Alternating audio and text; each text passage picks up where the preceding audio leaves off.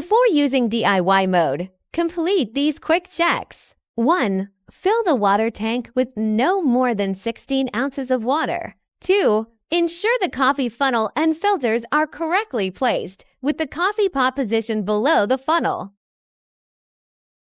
3. Ensure that the lever is adjusted to the far right.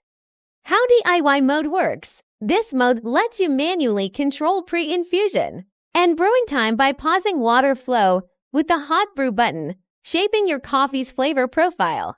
Press Hot Brew button twice to start brewing. White light turns on. Watch the water level and time to manage pre-infusion and extraction.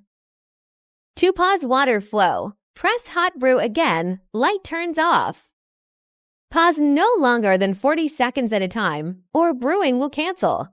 Repeat pausing and adjusting the flow lever for multi-stage extraction.